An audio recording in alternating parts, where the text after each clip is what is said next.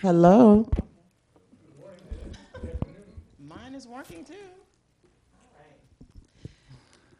All I never do well with talking on mics. right. Okay. Welcome to the City of Riviera Beach's celebration of young people in business, sponsored by our public library.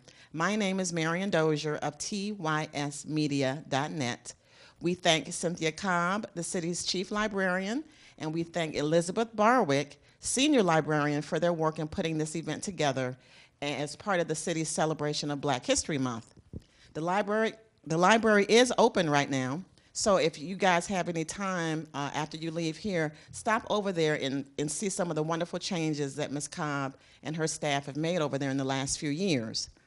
Um, After today's program, in fact, we'll hear from Delano Allen, who is a member of the Public Libraries Advisory Board, who will perhaps tell us a little bit about some of the plans that they have going on over there. But today, right now, we're talking business. And apparently, we are in a good place at a great time to be talking about business, even for young people, even for young people of color. Black Enterprise Magazine says in its current edition that West Palm Beach is one of the top 10 places in the country to have a small business, particularly a small Black-owned business, believe it or not. The Kauffman Foundation, which studies and supports entrepreneurs, says that businesses owned by millennials, that is, like those here on our distinguished panel, those people born between the early 1980s and the late 1990s, millennials who own businesses, is on the increase. And lastly, according to the Young Entrepreneurs Academy, 56% of their students are people of color. That's correct. A majority of young people studying and working to be entrepreneurs at the Young Entrepreneurs Academies around this country are Black and brown, which I thought was really interesting. So let's hear about some of these live representatives of these facts that I just shared. First, Gerald Hearns, who is the founder, Gerald, and CEO of Get Beefy, a line of what is called elite socks. You can see examples of these all cotton high-end products that he has. They're back in the back, one of the back tables. Gerald is a 2013 graduate of Dwyer High School, and he's now in his second year at FAMU, Florida A&M University, where he is a business administration major and a member of its Division I football team. He has been doing business for himself since age 7, when he made about $200 selling lemonade over a couple of days on his front porch here in Riviera Beach. Today, he is 19 and has lots of plans to make lots more money, which we will hear about today. Welcome, Mr. Hearns. Thank you very much.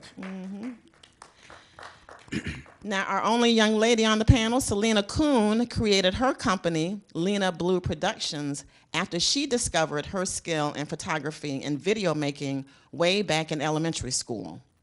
And by the way, we're not talking selfies here. We'll see some of them, we'll see a little bit of her work a little later in the program. But she is a 2014 graduate of Palm Beach Gardens High School and has studied at Palm Beach State University.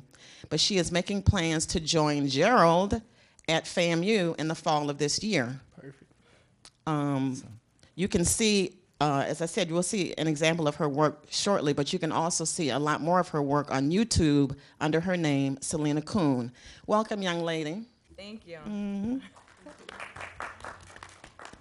Then we have Stefan Elias. Sorry. His resume reads like he's much older than his 28 years. He launched his company, Innovative Health, LLC, in 2012, following work with his father's security management company and with a nonprofit that worked to improve the lives of disenfranchised people in Miami's Little Haiti. Innovative Health is a management consulting firm that helps healthcare providers offer better, more intuitive care to their patients using digital technology, among other things. His interest in this field began as a child. He can remember as long ago as age 5 watching his mother, a registered nurse, do her work as a home health care provider. A high school internship at Broward Health got him started, and he hasn't looked back. He also currently serves as president of Foundation of the World, a nonprofit that helps people of diverse cultures improve the quality of their lives. He is a 2010 graduate of FAU, Florida Atlantic University, with a degree in biology and healthcare administration. You can see more about what Stephen does at the back table. Why am I stumbling over your name? It's okay. It happens to everybody. Welcome, Stephen. Thank you. Okay. Then lastly, we have a grown-up on the panel. Michael Sawney is director of the International Student Services Office at Kaiser University. But more importantly, he is an instructor in the Young Entrepreneurs Academy in Wellington. Remember, we talked about that academy earlier. There's one in Wellington, and there's 9 of them. There's 9 other Young Entrepreneurs Academies in Florida and dozens around the country. These academies are based at the University of Rochester in New York and partner with U.S. Chambers of Commerce around the country. Now, for us in Riviera Beach, this is just a little factoid for y'all who might know of some young people that might benefit from attending these academies. Here in Riviera Beach, there is one closer in Palm Beach Gardens, which is a partner with the Northern Palm Beach County Chamber of Commerce, of which the city of Riviera Beach is a member. Professor Sawney and other academy instructors teach students the fundamentals of launching and sustaining their own businesses, from writing business plans to finding investors to support those businesses. More recently, Professor Sawney accompanied the 2015 Young Entrepreneurs Academy national winner of America's Small Business Leaders Summit, hosted by the U.S. Chamber of Commerce in Washington, D.C. Welcome to you, Professor Sawney. So that's our panel, so let's get started. Those of you in the audience, please engage with us. Please feel free to ask any questions. Just let me know if you have a question, and I'll rush over there with the microphone so you can ask our young people. If you are a young business owner yourself, we want to hear from you as well, so keep that in mind. I can tell you from talking to these young people, and I interviewed each of them on the phone before we got started here, but based on my research and talking to them, they are really very typical entrepreneurs. There's lots of information, lots of studies, lots of research out there about what makes an entrepreneur. And so I started thinking, okay, so, what exactly is an entrepreneur? How do you define that? Most simply, an entrepreneur is defined as someone who organizes and operates a business, taking on greater than normal financial risks in order to do so. Entrepreneurs have traits in common. And Professor Sawney, I'm going to come to you first on this once I finish this little segment. But the Kauffman Foundation, which works with, studies, and supports entrepreneurs, created a list of 6 common denominators, 6 behaviors that are common to entrepreneurs. First, entrepreneurs ask questions. They tend to figure out their goals over time by gathering information. They improvise. That is, they do what they have to do to make things happen, whatever that is. Thirdly, they're open to risk. That is, they're not afraid to take a chance, to push forward, and to act before the goal is clear. Entrepreneurs also tend to accept failure and the potential of failure. The chance of failure doesn't hold them back. They tend to view challenge as a part of the process. They reorient, they adapt. They also understand the value of partnerships, of networking, of not working alone. And I don't know if y'all noticed before, as we were getting started, they were already doing that. They just met each other, and they were already up here sort of mixing it up and exchanging cards and, thinking about, movement. And lastly, they are self-driven. They are ready to work, and they are disciplined. Okay, so Professor Sawney, I just read that list that I found in my little research. In your experience working with young entrepreneurs, does this list seem to be pretty much on point? I think it's dead on point. Again, one of the things that a young entrepreneur has to think about is what is the problem they're facing, not what the solution is. Because an entrepreneur is someone who looks at the problem and already sees the solution. So those are things that I'm sure you guys have seen. You figured out, well, what's the problem here? And then you go about trying to find a solution by coming up with a business plan and implementing it.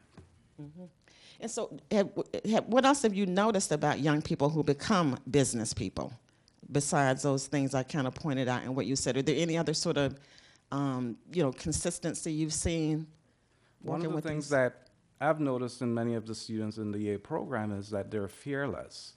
When they come to us, sometimes they don't even have an idea. But as soon as we encourage them, they become fearless and they're not afraid to try. So that's another character that you would see with entrepreneurs. They're not afraid to fail because the idea of being an entrepreneur is that you're going to fail and you're going to fail a lot.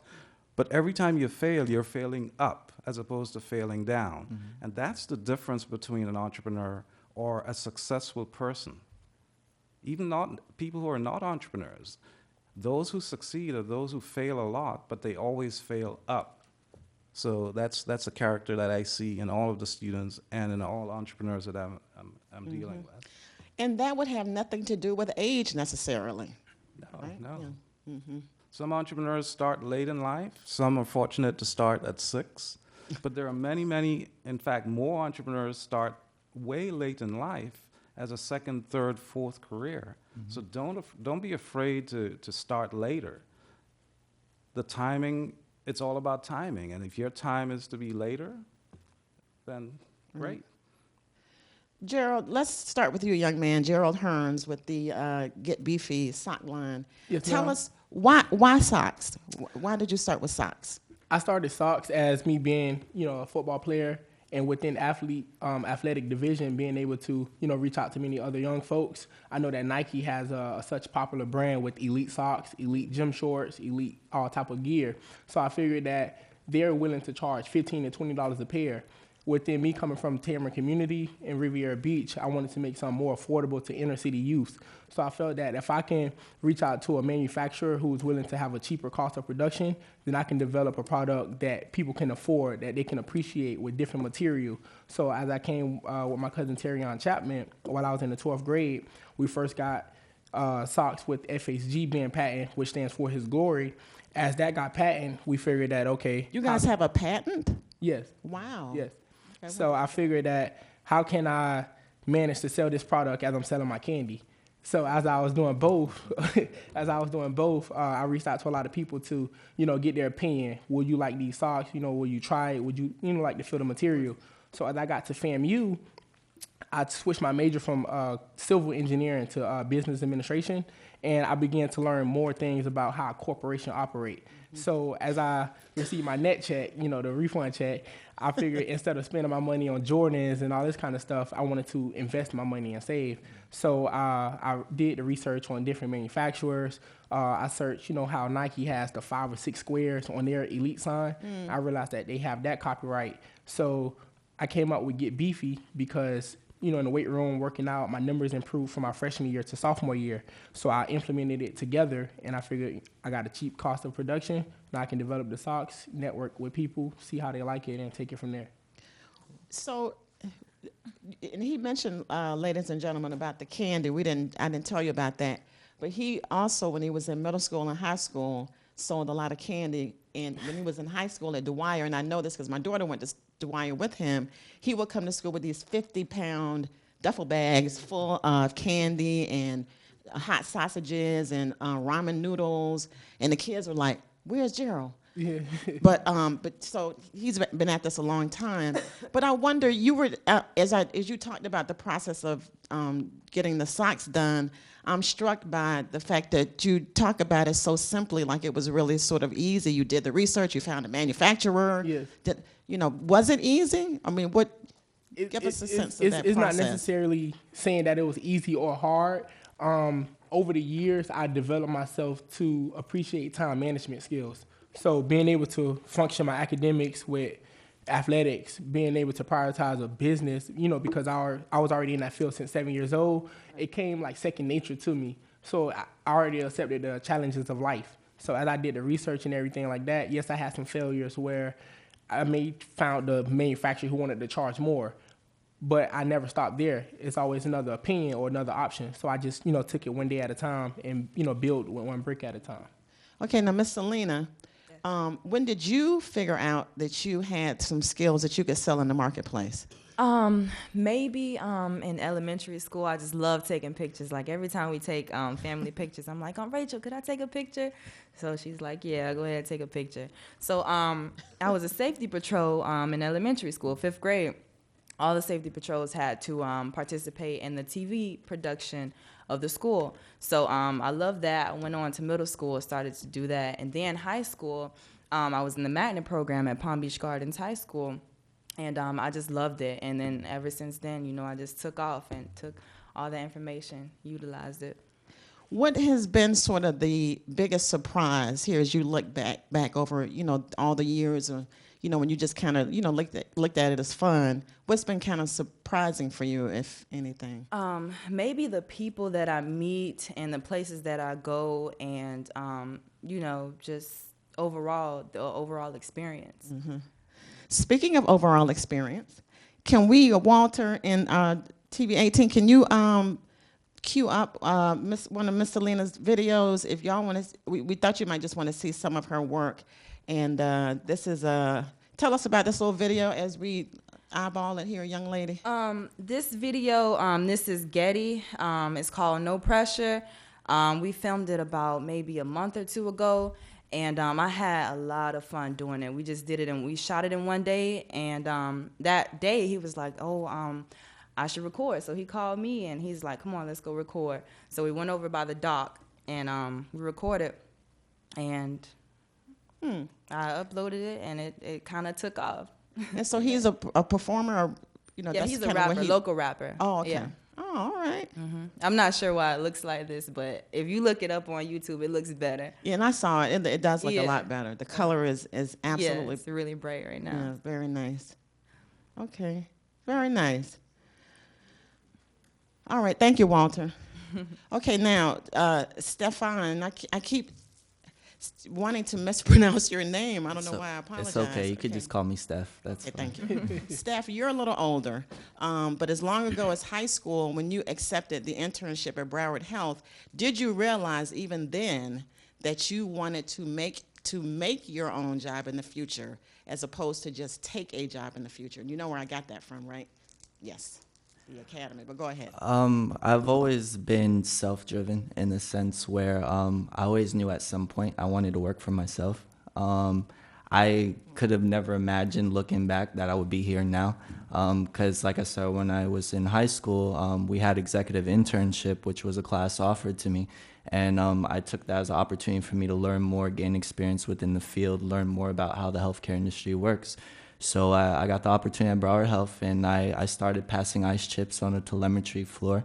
From there, they gave me moved me up to the wellness center where I worked with physical therapists, personal trainers, different things of that nature. And then as I went through undergrad, I just continued interning. And in 2012, I ended up getting an opportunity to manage a clinic. So, I mean, I would have never imagined that those series of events would have led up to where I'm at now. But, I mean, it's definitely been a blessing, so.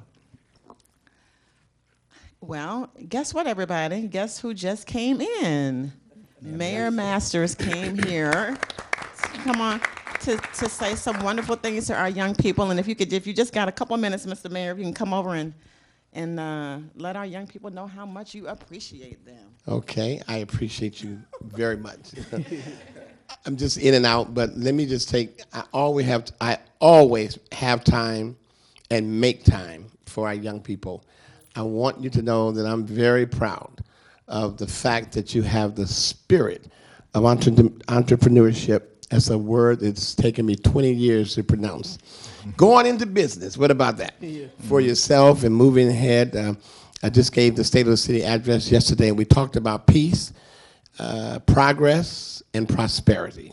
So I want you to know that I feel that I'm in the office of the mayor to support you and others, to be a voice, to be the connection that you may need to the bigger world. So therefore, I'm telling you, when you need the mayor, when you need me to write a letter, and you need me to stand with you, call me.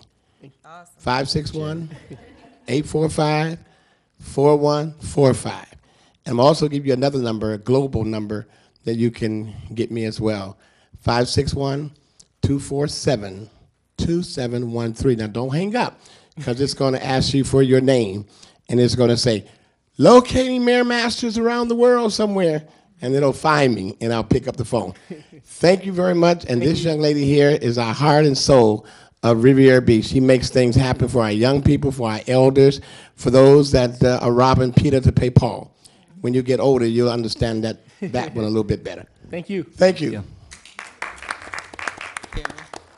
And you know what's interesting about him and our topic today, he could be considered kind of a young entrepreneur too, because he started, Mr. Mayor, you started preaching at what, age 4? Same, you guys, you were selling lemonade, he was preaching. Yep, the boy preacher. Awesome. Yep, so wonderful, wonderful. Thank you, Mr. Mayor. Okay, so on that note, every one of you, I think, can recall, very long ago, as young children, making money for yourself. We already mentioned Gerald and his story of selling, the lemonade at age 7. But I want you to tell us a little bit about the in-between time between when you sold that lemonade at age 7 and sort of discovered, your skill and ability. And then just talk about the in-between time between then and now, middle school and high school. Yes, as I grew up on 30th Street here in Riviera Beach, my mother one day, we was just talking, and I'm that kind of individual. I never really like to ask my mom for money, because I figure if I can make money in a positive way, then I'm willing to go and find that way. So it was hot, and some people was thirsty, and we used to go to the Candy Lady house, and I was asking her, I was like, is it something that you can help me with to make some money? So my little brother, he had an uncle who used to scrap aluminum, copper, and all that kind of stuff. So I used to see him on his 3-wheeler bike, going and scrap it, make some money. So I started doing that for about 2 or 3 months. So my mom used to help me with that. So one day, the lemonade came about where she figured she can help me. She helped me supply, I think she spent like 50-something bucks on it. It was all homemade, got the ice. Not even in 2 or 3 hours, I had it made about $100 and some. And the following day, I was going to not do it, but she was like, yeah, go ahead. We got some more left over. So made another couple $100. And I gave her half of it. And as I continued from there, I got to 6th grade. As the years went by, I got to 6th grade, and I went to Family Dollar, wanted to make some more money. So I would buy the candy that has like 8 in a pack. So spend $1, I made $2. Spend $2, I made $4. I would double. So by the time I got to about $46, $47, a young lady came up to me and asked me if I had any M&Ms and Skittles. And I was like, no, but where can I get some from? And she was like, oh, you can go to Sam's Club. So I was like, all right, cool. So I got a ride. One of my neighbors took me to Sam's Club. I sadly got turned away because I didn't have a membership. So as I went back home, I reached out to a few friends that I knew. And their parents said, they had Sam's Club membership card. So got the card, went back, and I spent about like $47, $48. I brought $30 worth of snacks or candy with me in a Ziploc bag. So within that first 10 minutes, I got to school. It was gone. And so I'm like, wow. So I'm like, okay, now I got to go back to the store. But I don't have a membership. So I went to Walmart, and I didn't like Walmart prices because the profit wasn't where I wanted it to be from Sam's Club. So What a business, man. so I went back. I got a couple snacks from Walmart, and as I progressed from there, I realized I needed a duffel bag. So when I got the duffel bag, I was probably bringing about $200 worth of stuff, and it was gone in a day. Took it from there. I got my own membership.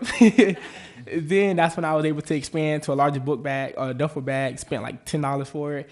And within every 3 to 4 days, I was selling about $300 to $400 worth of snacks. So I upgraded from just candy, where I was selling honey buns, Hot Pockets, beef patties, Tyson chicken wings. Mm-hmm. And the question that I got asked was, how do you warm the food? What I would do was, before I would leave, since 6th grade, I was up at like 4:45 every morning. Used to walk to the bus stop and all that kind of stuff like that. But I would preheat the food in the microwave. So when I got to school, all you had to do was throw it in the microwave for like 30 seconds. And I built a great relationship with all of my teachers, the APs, the principals. So they never really had a problem with, I can use their microwave. And as I graduated Roosevelt and got to Dwyer, I thought I was going to be done selling candy. And the majority of my classmates went to Dwyer as well. So the first week went by, I think it was like a Wednesday, and it was like, Gerald, what are snacks? And I was like, I don't have none. So as the following week went by, 2 weeks went by, I didn't have any candy. I was like, man, you should get some snacks. So I reached out to the police, the APs, the principals, and everybody was cool with me. They know my grades was always, on point and everything. So I started selling the snacks, and throughout my junior year, I just saved. As a freshman, I was able to purchase a car. I had bought a 1996 Buick Regal. So I always found a way I can save and invest my money, And You sold enough candy to buy a car? yeah, I got my license when I was 14. Well, my permit when I Wow. was 14. So what effect did all of this have on your grades and on your academic success? Or The best way, people say, if it's easy or hard, it just comes back to time management. I was able to carry a 100-pound bag worth of snacks. I was able to wake up at 4:45 every morning. I averaged 4.5 to 5.5 hours of sleep. And that's where, people say I made a sacrifice. Sleep was my sacrifice, where I managed to graduate with a 4.0 GPA. wow. And that was consistently for 2 semesters. Yeah. So I did that for the first term and the second term. So it was very hard, but I knew what I wanted and I accepted the challenge. So I never found a way to complain. You see what he said? He accepted the challenge. That's entrepreneurs, entrepreneurship right there. But now, did you realize while you were doing all of this, Gerald, that what you were doing was running a business? Did you have a sense of that? Yes. Yeah. Actually, besides 7 years old, when I got to 9 years old, I kind of understood, what I was doing. I necessarily didn't have a full plan. I didn't mention that when I stopped selling the lemonade, Soulja Boy got popular with the Crank That Yule. So I actually started selling rubber band necklaces, what I didn't mention. So what I would do while I was in the 7th grade was I was a part of West Riviera Beacon Center, and I knew a lot of people there.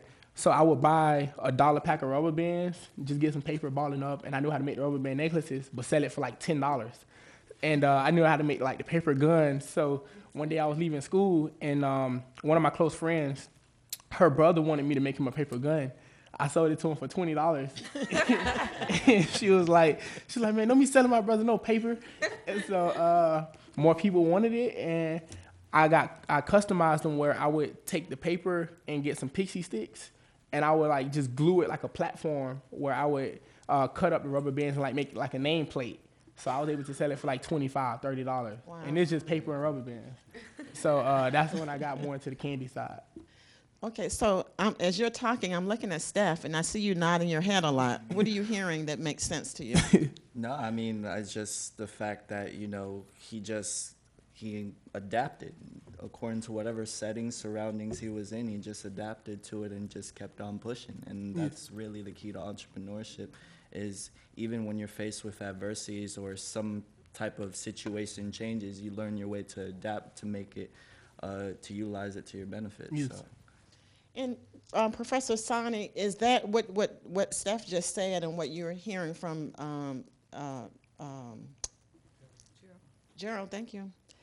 Are those learned behaviors, or people are typically born with that sort of drive and independence and ambition, and or can you teach that, or is it's born? I think it's a learned behavior.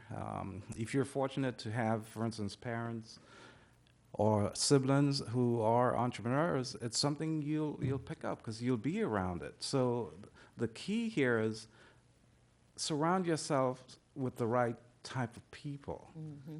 If you want to be an entrepreneur, then go hang out with entrepreneurs, not with sports people or with people who are going nowhere, because what they do will rub off on you. So it's really, really important from a young age to start looking at who do you want to be, and go be around those people. If you want to be an educator, go hang out at a college, sit in the classroom, because the more you do that, the more you're exposed to people who are doing the things that you want to do later. And they're going to adopt you and train you and nurture you to be what you want to do. So you want to be an entrepreneur? Find an entrepreneur and become their best buddy, because they're going to teach you a lot, and you won't make a lot of the mistakes that they've made.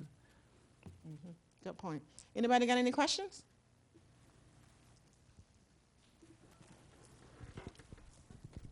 Hi, I have a question for the three of you. What's your biggest why for wanting to be an entrepreneur?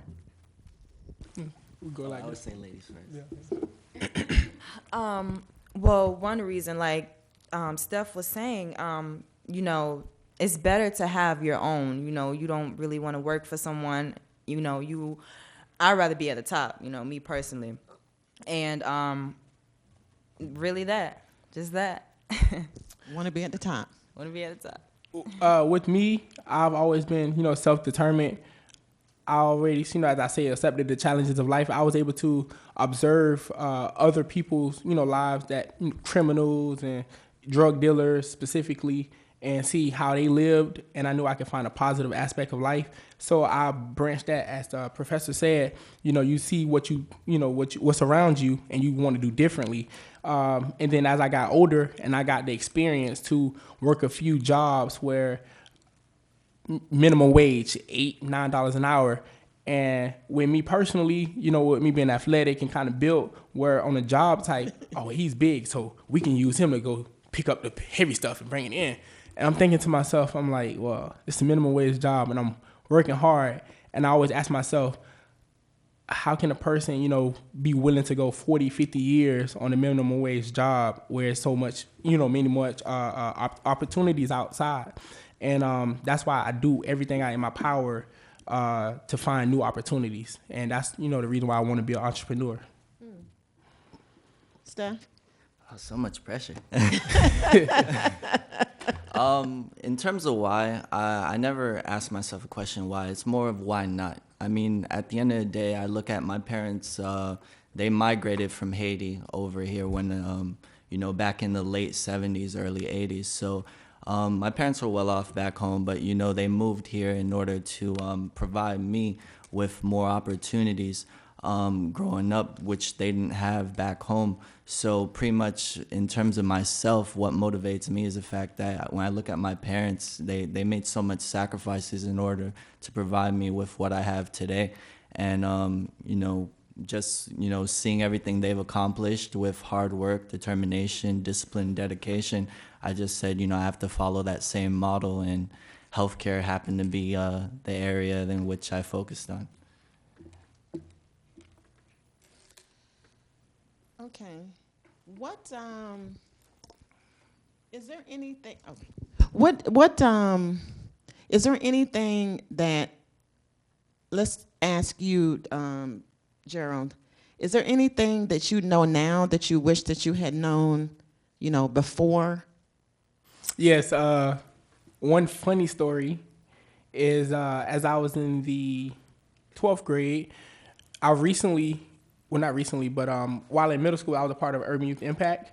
And one of the guys there, he was dating one of the other young ladies there. So as I built a great relationship with them, it's a Christian-based organization, and they always keep in contact with me. Well, the guy wanted to buy some socks, and as I sold him about, I think, 6 or 8 pairs of socks, I shipped it to New York with him. But after not seeing him for 2 years, I didn't know, he had a bad background and everything like that, and that him and the young lady had broke up. So as I got invited to attend one of their events, G5020, I was like, hey, have you talked to such and such? And she was like, no, you didn't know what happened? And, she told me the story. And as she told me the story, I was very shocked. And I told her that I shipped him about 8 pair of socks to New York 3 months ago, but I still have not yet received the money. So she was very stunned. And luckily, his father is still a part of the organization. And as I told him what happened, he felt, very bad. And he reimbursed me the money, but I took that lesson learned make sure the money is in first before the product goes out. Good point. What about you, Miss Selena? Anything that you wish What you was the had question known? again? Anything that you wish you had known before that you've learned, since then, since you've been in business and doing your own thing? Maybe the whole business side of things, just, people and networking and everything like that. I mean, I have business cards now. So right now I'm progressing, everything every day, and, I'm learning something new. So Yeah. What about you, Steph? Oh man. Lots. I know lots of things, right? Um, so question is, just to reiterate, you said if I knew now what If I, you knew then then what I know now. and whatever that then is for you that you know now, is there something that you wish you did know? I mean, on the financial end, in the sense where, if I feel like if I had a little bit more financial literacy a lot younger, I feel like I would have probably invested a little bit more wiser, throughout undergrad, primarily, and, oh, so sorry, throughout undergrad, because, I mean, the thing is, like, it's kind of funny how it works, because what I didn't know now I advocate in a sense, or with on the nonprofit end, I actually work in terms of educating college students on financial literacy, and I have a partnership with Consolidated Credit, where we offer a financial literacy seminar series to students at FIU currently.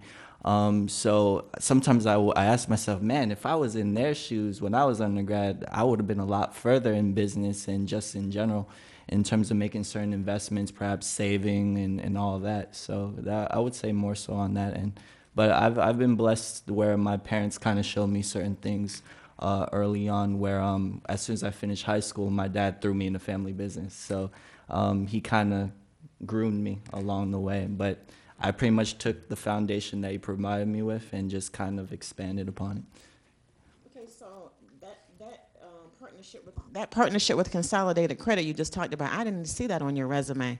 And see, that's what I was saying earlier. His resume is like so deep.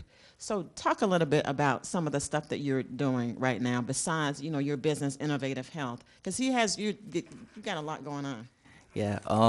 Besides Innovative Health, I'm president of a nonprofit organization. It's called Foundation of the World, and we focus on providing our brothers and sisters of diverse cultures with the knowledge and tools necessary to improve the quality of their lives.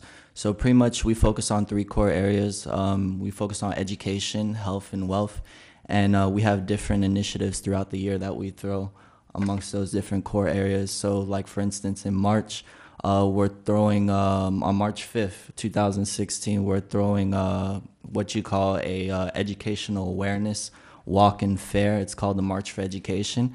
And the whole purpose of it is for us to unify the community with solution-based organizations, raise educational awareness among our state, fundraise for first-generation scholarships, and celebrate our educators. So we have that partnership with Miami-Dade College Wolfson campus, where we're going to be holding that.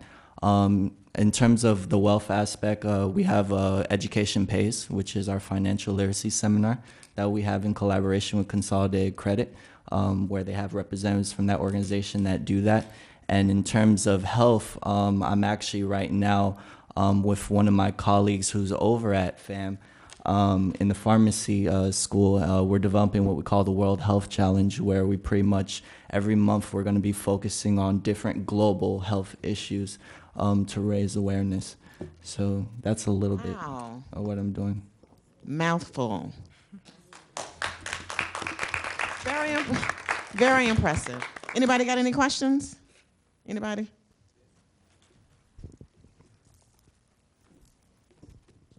Hi, my name is Dwayne Brown. First, I just want to say congratulations and thank you for coming and sharing your opportunities with us. I've learned a lot. I'm very impressed by what you've done. You two, especially, and nothing against you, Oh, Steph, you're good. but I'm a rattler. And School of Business, all right? But my question is for you, Gerald. Yes. I don't know what it is about, especially minority consumers. Yes. But Steph Marbury, are you familiar with him? That name sounds very familiar. Okay. Very familiar. Do a little research on him. He's a former NBA player. Okay. Okay. And he came up with a business model to provide, and it was really great tennis shoes, clothing, and things like that, but at a very low price point. Yes. You know, his shoes were only about $20, $25. Okay, because you had so many people, even kids, losing their lives over Jordans. Okay, That's 50 cents. Yeah. In the factory. yeah. I don't know why we feel like the more we spend, the more valuable it is, or the better, or whatever, because it really doesn't make any sense. You know, I raise kids, and my son, I challenged him one time. I bought him 2 pairs of high tops. Yeah. He wanted to spend $50 on a pair of shoes. Yes. That's all they were back then. But I bought him 2 pair. All right, and let him put the rest of the money in his pocket. I said, what good is it to go to the mall with your new shoes on? Yeah. But you can't go to the movie or anything else because you spent all your money. You know? And that worked for a little while, and the kids were complimenting shoes, but he still had it in his mind. I got to get some Jordans. Okay, do what you want to do. It's your money, but I'm just trying to show you. But do you find that's a challenge to compete against the Nikes or the Under Armours or the Adidas with your product, given that it's a lower price point? Yes, I don't feel that I have that it's hard, only because I take it in the way that Nike doesn't have interpersonal skills. They're taking their products and they're selling it through online, but they're not physically coming here one-on-one conversations to be able to sell their product. Okay. They're not able to tell you why their product is the price that it's at. They're not going to tell you that it only costs 50 cents to make in the factory, but I'm willing to tell you what I would spend for mine and show you that I'm looking to help inner city youth. And I'm willing to tell you my future plans. I'm not just worrying about the brand name and what it looks like for you to want to buy it. Okay. I love that, by the way. Have you enlisted the assistance of those who may be well known to inner city kids to help promote your brand? A very few, but those are some new things as far as my 2016 year resolution that I'm working on as far as the networking, the promotion, social media, advertisement. Those are the new things that I'm working on right now currently. Well, as you start to do that, I suggest you get with Selena. Yes. And help her let you do the videos and the photography. Yes. For your social media. Yeah. Especially since you're both gonna be a fan. Yeah, and that would be perfect because right now I currently have his granddaughter. She's enrolled at Florida State. Okay. And she's helping me because by me being at FAMU, of course the university focuses on Black excellence. Right. I kind of want people to know that my motto of me developing the socks wasn't, just based on Black excellence. That's my socks is for everyone. So I have his granddaughter working on selling the socks at Florida State, working on diversity. Okay. And then very soon in the next 2 months, I just put in a new order for different color socks, such as breast cancer, thigh-high socks, because females, like that kind of stuff, and tank tops and T-shirts. So now I can work on causes, males and females, something like that. Okay. And that'll help me, promote the products. Sounds great. Thank you. Thank you.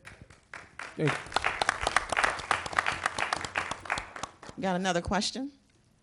Good morning. Thank Good you morning. for your time. Professor Sani, I had a question for you as far as some of the organizations that you're involved with. How would I get information on sending my sons to get some training and to groom them into the way of entrepreneurship? My oldest sons always say, my first job is going to be at Starbucks. And I'm like, no, you need another brand of Starbucks. You need you to be a Starbucks. You need that type of brand. What are some of the things or information that I can find to help groom them into the direction that I'd like for them to go? One of the things you could do is encourage your young children to talk to their guidance counselors. The way the YEA program works nationally is a program director visits a middle school or a high school and talk to the principals and to the guidance counselors to gauge how many students at the school are thinking about entrepreneurship or even just thinking about a social cause. Because as you know, entrepreneurships, you could have a social and a for-profit. So encourage them to go to their guidance counselors, go to their principals and vice principals and tell them, hey, I'm thinking about becoming a business person. Do we have any connection to any kind of organizations? Because someone from YEA is going to visit that school and talk to them about the program and get them to sign up. So all it is, it starts from the middle and high schools, and those students are going to be picked, and they're going to be starting this program. What's fascinating is it doesn't take a lot of time. It's once a week commitment for about 3 hours after school for 30 weeks. But the magic of Yay is that you take someone who maybe wasn't even thinking about being a business person, and in 30 weeks, they graduate as a CEO with a real business. That's powerful. Mm-hmm. And so from day one, we start training you to think like a business person, and we teach you everything from the legal aspects of business, which is sometimes that's missed a lot of times with businesses. So think of it. If you understood the legal aspects of business, and you understood accounting, and you understood marketing and communication, you would be so far, because a lot of young business people, they never got those lessons, and they realize they did something, and then now they're being sued because maybe a competitor had the same idea, and now they find out, hey, I made a product, but this guy also had it, and he has a patent on it. So the legal aspect of business is good. We teach these students how to do all of this. And so when graduation, they actually are bona fide CEOs who've known everything. They know everything about a business structure, from how to file the business, how to market the business, how to do the accounting. Now, they don't have to be an accountant, because again, we bring in accountants to train them.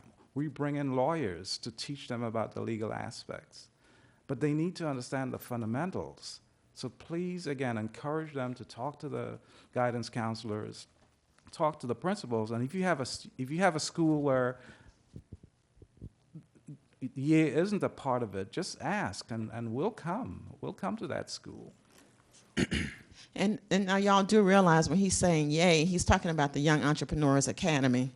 And now you said something that I didn't know, Professor. In order for a young person to attend the academy, it has to go through the school, or can they or their parents come straight to Yay? They could come straight too, because again, one of the things we do is we do outreach in any way we can. So if we came to, for instance, the library and gave out the applications, it's a matter of just filling out the applications. And again, it's a selected group of students, because we want to see students who sort of are committed to this, because it does take a commitment. And it's not just coming and hanging out for 3 hours after school. You're coming to really work, and it's serious work. We want you to think of it like, I'm really in a serious track here. I'm learning the equivalent of 4 years of business school. I'm taking that and I'm condensing it into 30 weeks. It's intense, it's a lot of information. What helps a lot is if you have a mother, a father, an aunt, or uncle who are supporting you, who are pushing you, because there are days when you're gonna be, I don't wanna go, I'd rather go play, or go to the beach. And that parent is gonna force you and say, nope, you're going to your Yay class, because it's that important to me as mom, me as dad, me as uncle. And they're the ones who are gonna really be supporting you, because it does take a lot. I mean, think of it. You're getting 4 years of business training that you would at Florida State or UF or FAU, and we're giving it to you in 30 weeks at the same level. So these students really, really raise their game. I mean, they leave there like having the equivalent of a BBA, a Bachelor's in Business Administration, and they're ready to continue their pursuit of whatever they started. Okay, I wanted to ask you, okay, I saw on your resume that and I mentioned this, that you went to DC with the winner of America's Small Business Leaders Summit. Yes. Tell us what that is. Is that like a super entrepreneur? The U.S. Chamber of Commerce hosts every year something called Dream Big Small Business of the Year Awards. So they invite the top business people, both as adult business people and as young business people. The student I took with me, her name is Kayla Abramowitz. Amazingly enough, this person is only 13 years old, yet she beat out 2,000 other businesses to become America's small business leader in 2015, last year. She did it because she is the one who, when she came to class, she first sat at the back, but I instantly recognized something was different. She had a little book, and everything I said, she was writing it down. Whereas everybody else in the class, they were kind of just looking at me, and some of them were not looking at me. But she was the one who had this book, and she was writing every single thing I said. And this was the introduction. This was not even a class. This was me just meeting her and her parents and all the other parents. But she was already taking notes.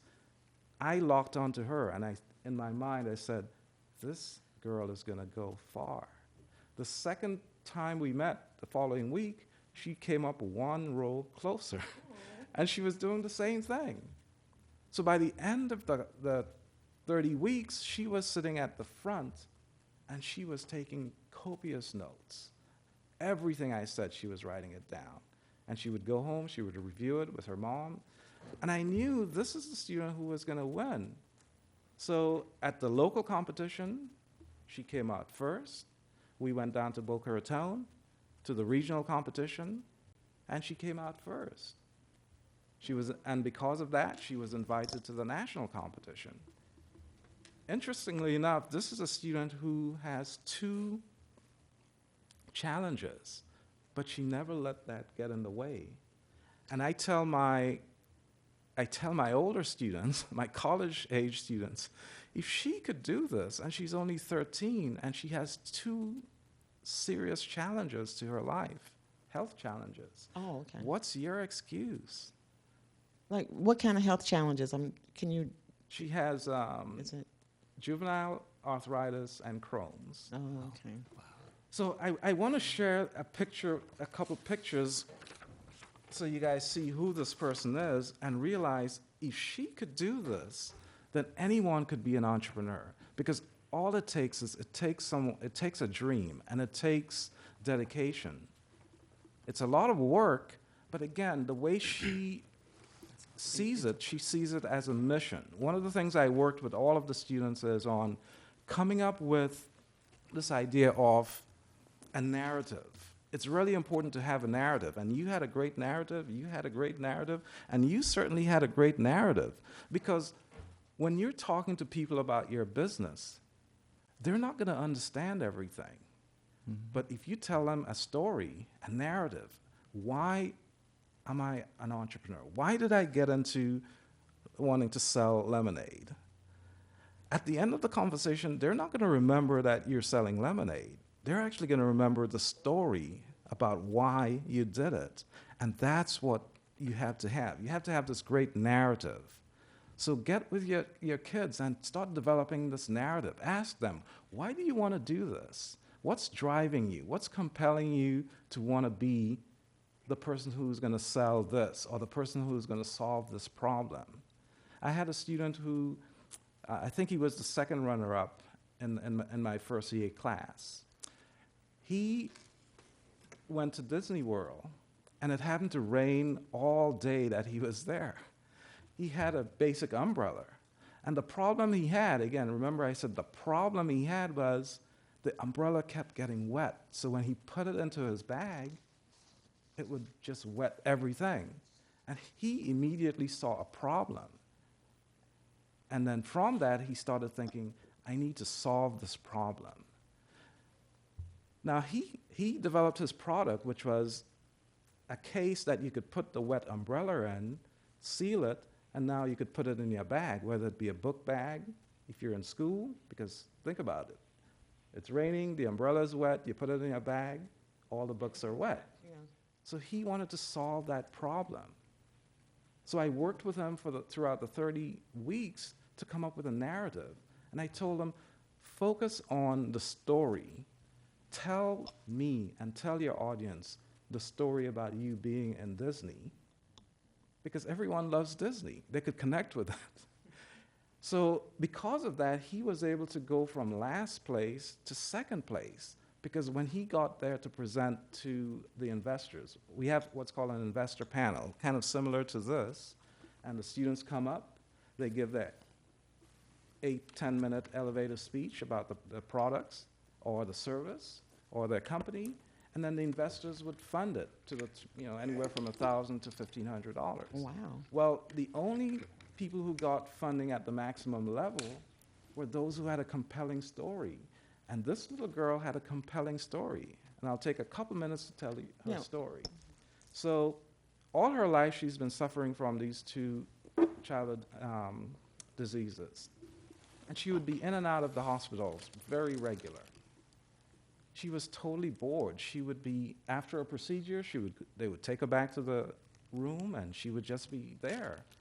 Her parents may be there, they may not be there, but she was bored. There was nothing for her to do.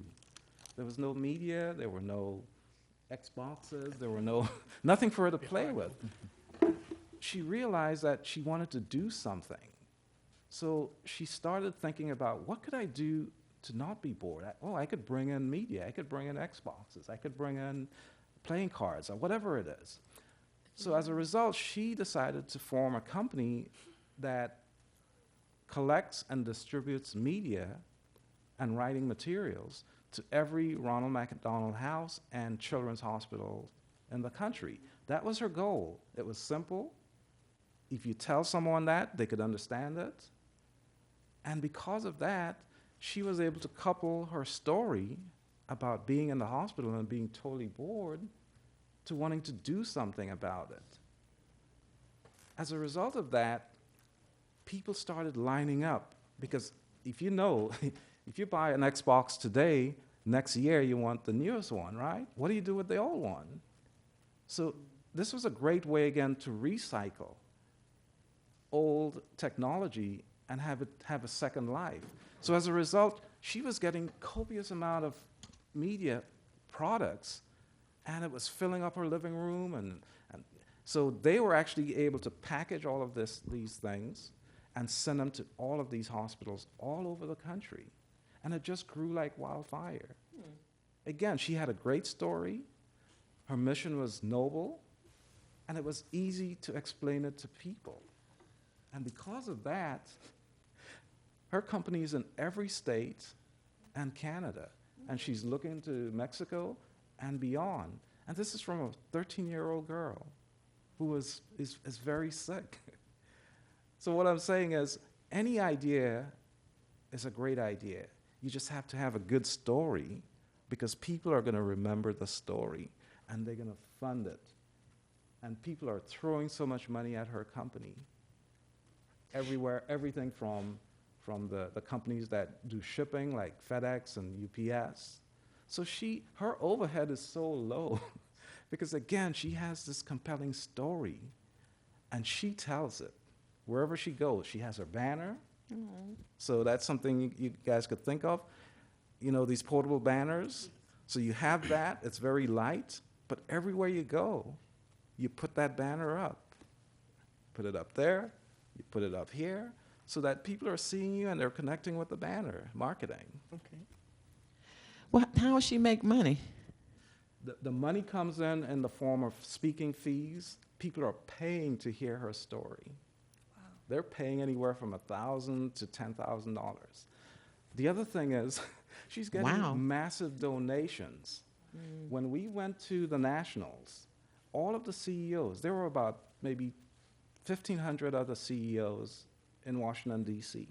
They were lining up to give her their business cards and asking her to partner with her. And so imagine this, and again, I want you to share this little tiny girl who compelled the attention of so many important people. People from hospital executives and manufacturers, Sam's Club. They wanted to partner with her. So again, it was about networking. Part of what she was doing was networking. Because again, she was winning, And everyone wants to back a winner. And since she was winning all the competitions, all of these CEOs and executives want to be part of it.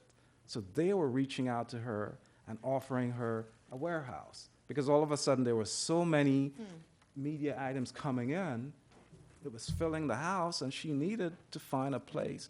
So, but she didn't have to go out and buy it, because, for instance, a local company that has a warehouse, they heard about her, and they were like, oh, we have a warehouse, here, we'll give you the warehouse for free.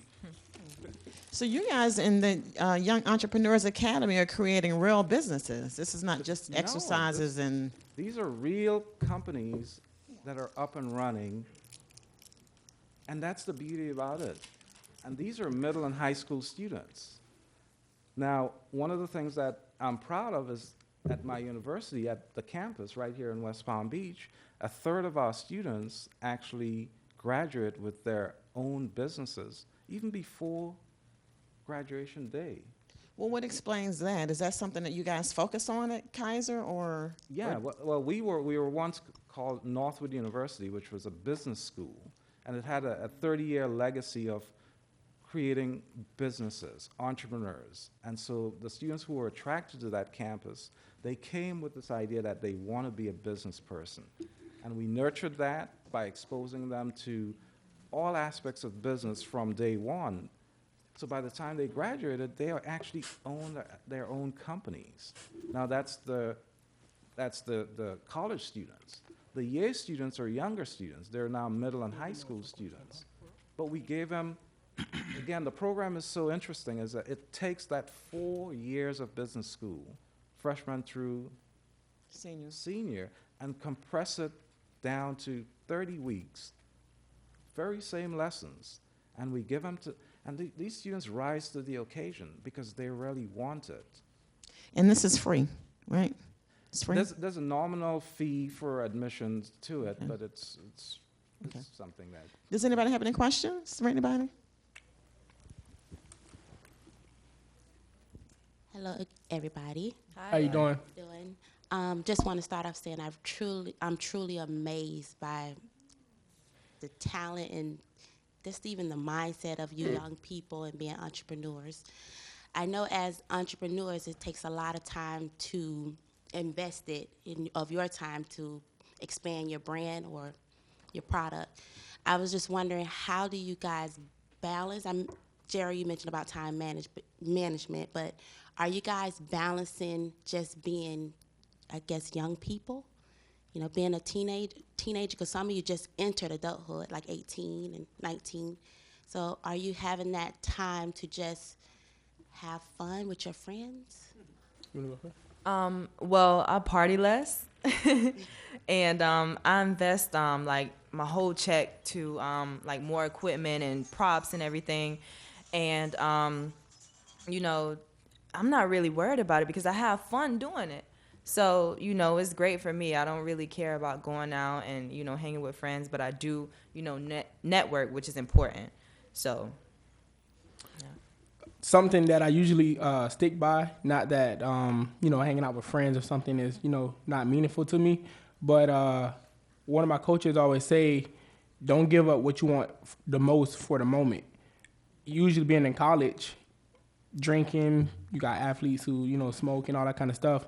With me being on a football team and being able to see different personalities, seeing players, who do smoke, even though, they're not supposed to go to the club or something, happen with drinking and driving. If I'm being able to see these things happen, why do I want to enter my life into that atmosphere? So I take those things and I focus on, the primary goal. And here and there I may hang out with a few teammates or, go to a party, but at the end of the day, I'll be that designated driver. If I, want to hang out for, play video games or whatever like that, it's a time and standard to that. You can't mix business with pleasure. And it's not really too hard. It's, just the way you put your life and priorities together. What about you, Steph? I guess because I'm a little bit older, I've had my fair share of experiences. But one thing I've learned, I guess, throughout the years is that Like Gerald said, it's all about prioritizing. Because at the end of the day, I've always, ever since like a young age, I've always been involved in a lot of things, where it be athletic teams, National Honor Society, male leadership organizations. It's all about how you prioritize yourself, time management. But one thing I will say is that being an entrepreneur, it's not like a typical 40-hour work week. You have to be willing to put forth like the 60, the 80 hours, because it easily could amount to that. But the thing is, when you love what you do, you don't really see it as work. You don't think like that. It's like all work is play in that sense. But I think it's important to have balance in the sense where you can't just be all work, work, work, work, work. You have to have some sort of outlet, whether it be exercising, spending time with the family. I think it's important to have that balance. And that's something that's been very difficult for me to do. But I feel like as I get older, I'm getting better at it. So. I asked this question only because I myself, I'm a young person in leadership here. But to get to where I am today, I focus a lot on work. Mm-hmm. I gotta work, I gotta put in those hours because I'm trying to go somewhere. So there's a certain time, I'm in my 30s now. I'm not gonna say the age. But from those times, I worked really hard and kept going up and up the ladder. I just wanted to make sure you guys, because I have colleagues myself, we've now at this level where we have built and became what we want to be, but when we look back when we were like 19 to 18, we missed out on those things of just, dang, I wish I had that chance to go out and just have fun, just be a teenager. So I just wanted to make sure you guys just don't neglect that. You can still be passionate and driven and do what you have to do. Just make sure you have a little bit, just like you said, I just want to make sure you guys are having that time to just have fun. Mm-hmm. That's all. I want to address that because I think this is really important. One of the things that was said a long time ago is that to achieve the American dream, you have to work hard. When I came to the United States, I actually was sponsored by my cousin, and I used to look at the way he was working, and I looked at the fact that this is someone who didn't go to college, yet he owned a mansion in New York, and he owned 5 or 6 big apartment buildings. And one day I asked him, I said, how do you get this? And he said, you know how you're always hearing about the American dream is to work hard? He said, I turned that on its head. And what I'm telling you is you need to work smart. Mm-hmm. And then he showed me how he was doing this. He would get up early in the morning and he would start planning what he was doing. And it was so systematic. And then in the evening after work, instead of just going, let's say, to the bar or going and hanging out with the fellas, he would go into the basement of one of his buildings that was a workshop, and he would be planning the work for the next day. And I saw this every day, and I picked up on it. And the idea was not to work hard, but to work smart. And that means time management. It means planning. It means getting things organized. It means networking. And I saw that. And he was able to be a very successful contractor with now probably about 10 buildings in New York City. Again, a big mansion. All of you have heard of Al Sharpton. He lives on the same street. And this is someone who didn't go to college. He figured it out early, that the secret was to work smart and not work hard. Because he told me, if you work hard, you're going to get tired and you're going to die early. And he said, no, life is too precious. So work smart, be organized, network. And like Kayla once said this week, when asked the question, how many hours do you work in this business? She graciously said, maybe about 7. And then she quickly reversed and said, well, actually, I'm always working on my business because I'm always thinking. Mm-hmm. And the thinking about my business is part of the working smart. So she, even at 13, understands that, because that's some of the things that we've told students in the year program. So that's the thing. You don't have to work hard.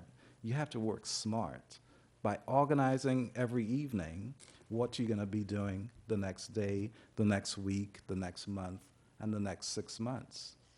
And that is the sense that I got from all of them, that they're always thinking about their business, always. And on that note, because we're going to be closing here in a couple of minutes, but the last question, I want y'all to give us a sense of what's next. What are y'all planning to do when you look down the road? What's coming up for your individual business? And Selena, if you want to start, Miss Lady, or... Well, initially, I wanted to, part of the reason why I wanted to start my business is to get money and throw it back into the community, because like he was saying, you know, we're from Riviera Beach, and, you know, it's, you know, kind of crazy. Right. Yeah.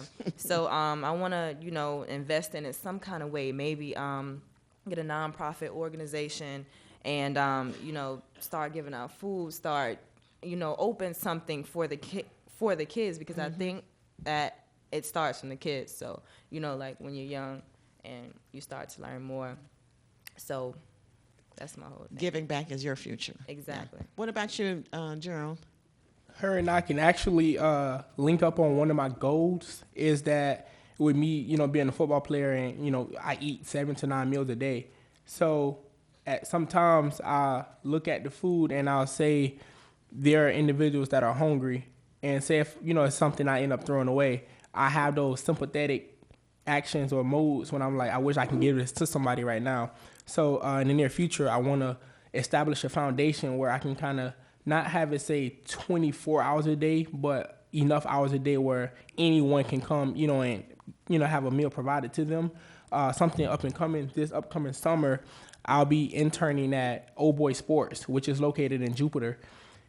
The guy, Eric, he owns his own, you know, brand and products. But as I talked to him about my plan and what I have going on, he wanted to help support me.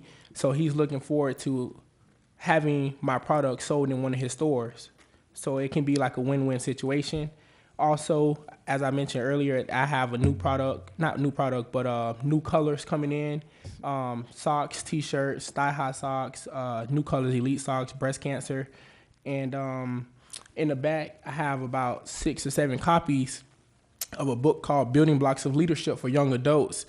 When I leave here at like 5 p.m., I'll be going down to Boca Raton, a part of an organization called Student Aces, for a Swing Into Country festival, where the guy, Buck Martinez, that wrote the book, he's also an electrical engineer for FPNL.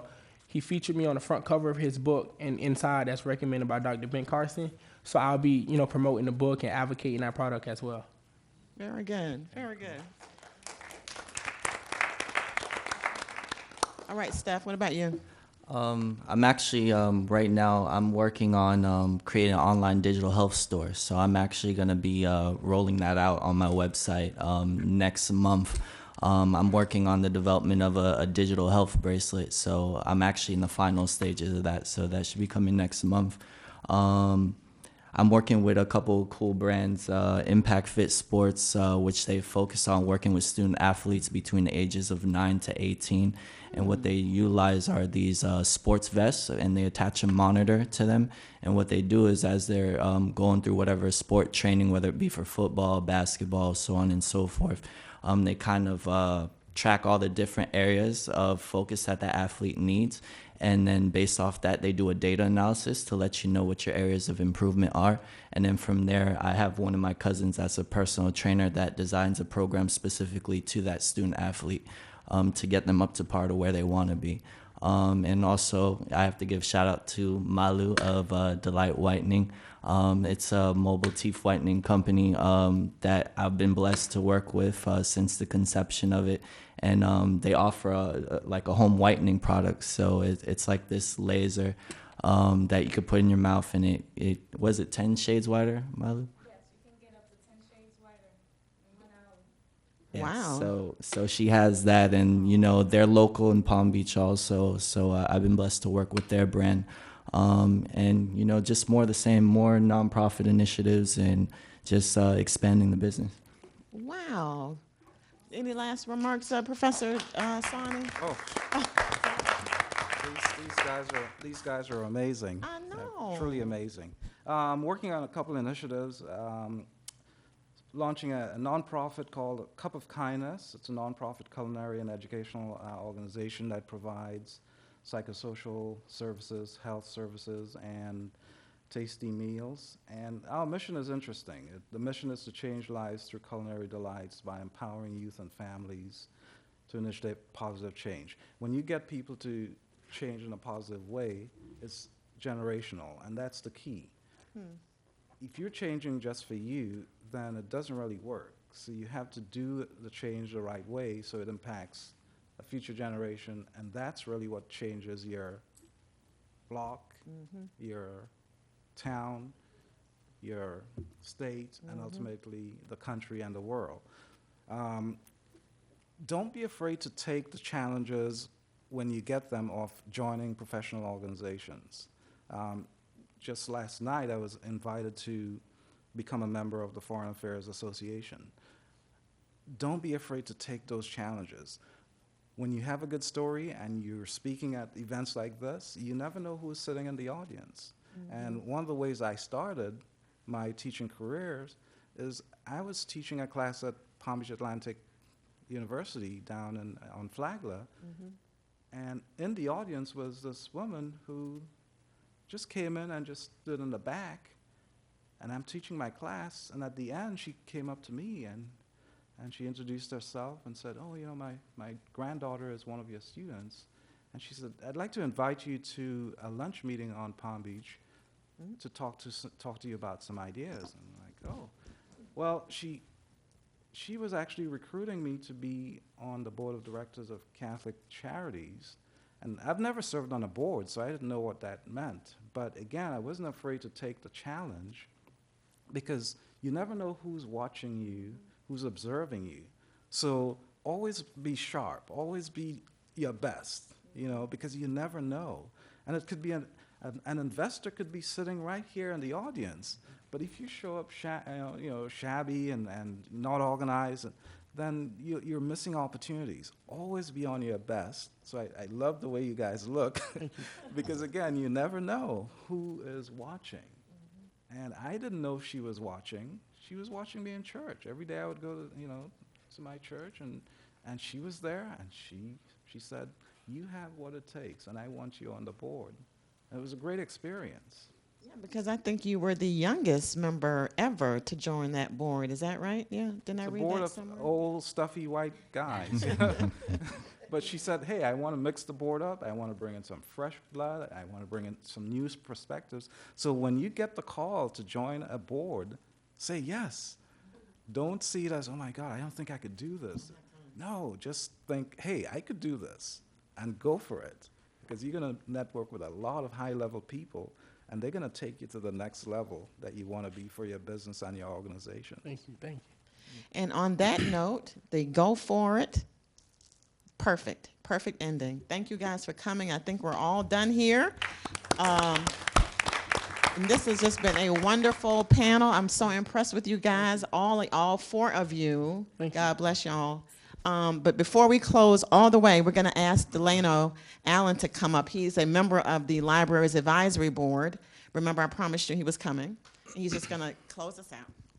Thank you so much. And again, let's give our panel a round of applause, please. On behalf of the Library Advisory Board and Dr. and Director Cynthia Cobb, we thank our entrepreneurs for sitting on the panel today. And also, I want our audience to give themselves a round of applause, please, for being here. Thank you.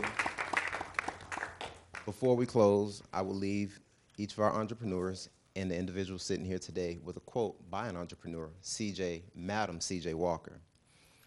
Don't sit down and wait on opportunities to come. Get up and make it happen. As you see today, it's clear that each one of our panelists today got up and made something happen. So again, don't sit down and wait on opportunities, but get up and make it happen. I want to briefly update you on our upcoming events for the library. Today being our Young Adult Entrepreneur event, February 16th through the 18th, we have our African American author and character storytelling. That starts at 10 a.m. on February 16th and the 23rd. Our kids will help decorate African American quilts On February 25th is our Teen Wii video gaming event. On Tuesdays, we have our adult computer classes for beginners. On Fridays, we have our resume writing classes. We're always looking for volunteers in the community to work at the library and help our youth and push this effort forward, as well as board members to serve on our library advisory board. If you are interested, please contact the city, 561-845-4195, or you can follow us online or reach out online at www.rivierabch.com. I do want to acknowledge someone that just walked in not long ago, State Representative Bobby Powell.